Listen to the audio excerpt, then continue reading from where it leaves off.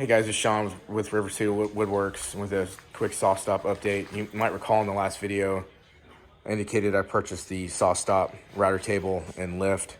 Went ahead and installed that today.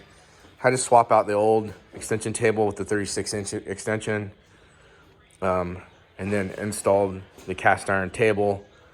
It comes with an extra set of legs, and I had to remove the T-glide to get it done. And I don't know, there's like 8 or 10 bolts under there, so it's easy. If you put one together, you know how to take it apart and put it back. So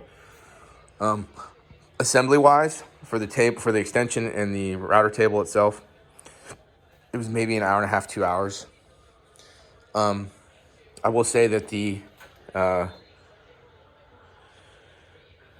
extension table, and this is the 52-inch PCS, so you can mount the router table on the right side or the left side. Obviously, I'm mounting it on the right side. If you're doing that, you need this table. This table, like the original, has the plate that goes underneath the table to level the table with the cast iron next to it, as well as the bolt holes to solidify that connection. And then there's holes on either side of the table to connect to the rail, but there's only 2 closer to the left side on either side. There's not one over here. So you have to actually drill a hole 3/8 inch on either side and then connect it with the existing hardware. There's also no holes on this side of the extension table to mount, or rather connect the router table to the extension table. On the router table, there's 5 holes on this side, on the back side of it. 3 of the holes are on the bottom, and so you just have to mark. I use just a scratch awl to mark the location of those holes. It's the same thing as a 3/8 inch bit. You drill that and connect it, and then obviously the cast iron table connects to the rail on either side. You can use the existing legs, but I kept mine on. The table's over there, and those are the legs. I kept them on for stability when I was installing the extension table. Eventually, I had to take them off because when you're assembling the router table, you have to install the legs on the bottom of the router table. They install differently than if you just have the extension table. It has these brackets right here. Those brackets are not used on the router table. And then also, too, there's these brackets here and then here that you attach. And these brackets actually are what attach to the leg and then underneath the table. This one's the electrical switch for the router itself. Also included is the router fence. There is some assembly on the router fence. You can see it here. This takes maybe 15 minutes to put together. It's just these T-channel. There's these T-channel bolts. The dust collector, this little safety feature, and then obviously the I don't even know what you call these, hold downs to keep the fence in place. The lift itself, there's nothing that you have to do to the lift other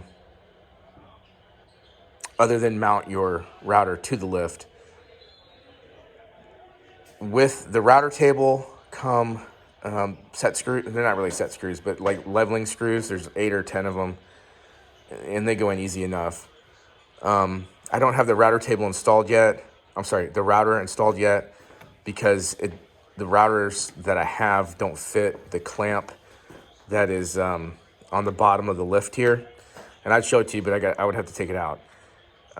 So I'll have to I'll have to find a router to fit the clamp. If you go to the Sawstop website, it'll tell you the sizes that the clamp on the lift will accept, and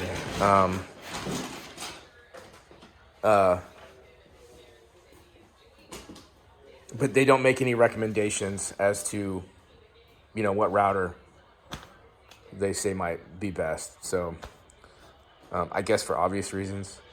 So I need to go find a router because my existing ones don't fit in the clamp. But that's pretty much it. So far I like it. Obviously I haven't used it yet. This is the lift. It moves fairly smooth. And actually when the table arrived, or I'm sorry, when the lift arrived, the lift was already up all the way. But it has smooth action to it. And so we'll see how it works out. I'm excited about it, though. I think it'll be a nice space saver. And there's actually a little cover for the switch. That's kind of nice. It's easily removable. But you know, it's there if you have small people. It's one less thing for them to grab. But anyway, if you have any comments or certainly any recommendations for the type of router, maybe you have one of these. If you have a good recommendation on a good router to use for this lift, please let me know. And that would be awesome. I was looking for them today online, and it's actually not quite a whole lot of information on it. So I'm gonna clean up the cast iron probably tomorrow. I got a little bit of surface rust, so I got to clean all that off and get everything oiled back up. Especially now that I have the new table, the new extension in the router table. So anyway, got any questions about the install that I didn't mention, or questions about the purchase and whatnot, feel free to drop them in the comments. And then again, if you have a recommendation, let me know on the router. Thanks for watching. If you like the video, give it a like and subscribe to the page. I'm going to have more updates on the shop build out here in the next couple weeks as well. See ya.